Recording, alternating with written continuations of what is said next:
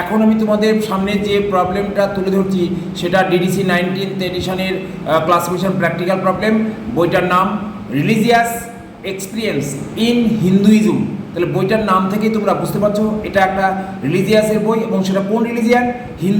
হিন্দু রিলিজিয়ানের বই। তাহলে religious experience in Hinduism, তাহলে হিন্দু ধর্মের উপর যে সমস্ত রিলিজিয়াস পার্সনরা কাজ করেন সেই অভিজ্ঞতা থেকে আমরা বইটা পেয়েছি। তাহলে এর ক্লাস নাম্বার মেন ক্লাস রিলিজিয়াসই হবে। তাহলে রিলিজিয়ান মানেই হচ্ছে আমাদের ডিডিসি 19th এডিশনের যে ফার্স্ট সামারি, তার যে 10 সাবডিভিশন আছে তার মধ্যে থেকে 200 হচ্ছে রিলিজিয়ান। অতএব প্রথমে আমি নাম্বার নিলাম ফার্স্ট সামারি থেকে 200 রিলিজিয়ান। এইবার আমাদের হিন্দুইজম আলাদা করে দেয়া নেই, সেখানে 290 সেকেন্ড সামারি থেকে বলা আছে আদার রিলিজিয়ান অ্যান্ড কম্পারেটিভ রিলিজিয়ান। তাহলে দেখো এখানে এই যে 290 কিন্তু বলা নেই হিন্দুইজম, আদার মানে ওরা ডিডিসি যখন তৈরি করেছে যে ধর্মগুলো নির্দিষ্ট নাম্বার দিয়েছে তার বাইরে যেগুলো থাকবে সেগুলো আদার্সের মধ্যে ঢুকবে। সেখানে তাহলে আমাদের এই 290তেই যাবে সেকেন্ড সামারি থেকে আদার রিলিজিয়ান অ্যান্ড কম্পারেটিভ রিলিজিয়ান। এইবার আমরা যাব থার্ড সামারিতে গিয়ে দেখলাম 294 কি বলা আছে? রিলিজিয়ানস অফ ইন্ডিক অরিজিন, 294 আমরা নাম্বারটা পেলাম। এই যে ইন্ডিক অরিজিনের মধ্যে হিন্দু ধর্মটা আমরা পাবো। এবার গিয়ে তার সাব ডিভিশন আমাকে সার্চ করতে হবে। তাহলে প্রথমে আমরা শিডিউল থেকে 294 এইটা খোলার পর হিন্দুইজম বের করার চেষ্টা করব।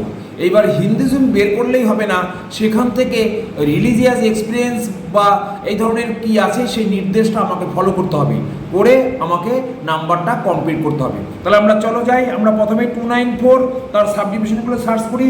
294.54 যেটা আমি দেখিয়েছি তোমাদের, তোমরা দেখতে পাচ্ছ ওইখানে বলা আছে যে 54-এ কী বলেছি আমি, যে শিডিউল থেকে আমি নিয়েছি রিলিজিয়াস এক্সপিরিয়েন্স লাইফ প্র্যাকটিস, তারপরে এটসেট্রা প্র্যাকটিস। তাহলে আমরা এখানে আমাদের প্রবলেমটা ছিল রিলিজিয়াস এক্সপিরিয়েন্স ইন হিন্দুইজম, তাহলে এইখানটায় আমরা নিতে পারি। তাতে প্রথমে আমি এই নাম্বারটা নিলাম, নেওয়ার পর তারপরে আমাকে যেতে হবে তার নিচে একটা নির্দেশ দেয়া আছে। কি নির্দেশ সেটা? প্রথমে আমরা 294.54-এ যাব, রিলিজিয়াস এক্সপিরিয়েন্স লাইফ প্র্যাকটিস নেব।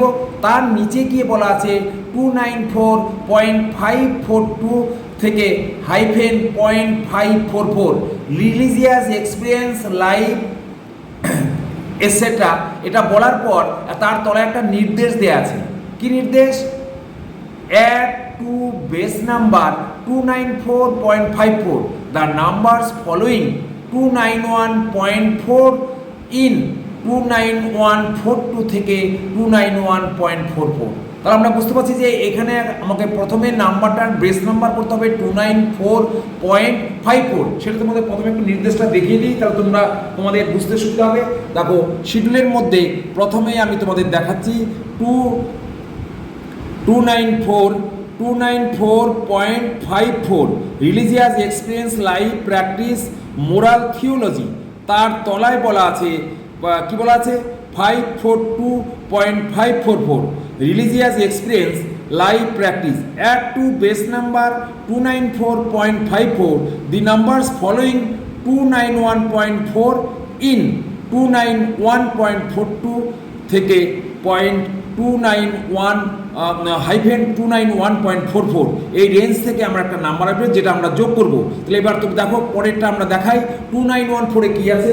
সে 291.4-এ গিয়ে আমরা প্রথমে তোমাকে দেখাচ্ছি যে ওখান থেকে আমাদের কীভাবে নাম্বারটা তৈরি হলো। তাহলে 291.43 ওরশিপ 291.43 আমাকে বলে আছে ওরশিপ।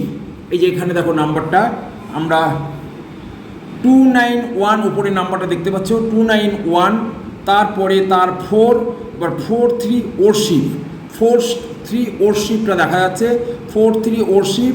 এই ওরশিপের নাম্বারটা আমার লাগবে। এই ওরশিপের তলায় ডেসক্রিপশান, ইন্টারপ্রিটেশান, তারপর ক্রিটিসিজম, হিস্ট্রি, এইসব practical works on prayer, meditation, এই সমস্ত কিছু বলা আছে।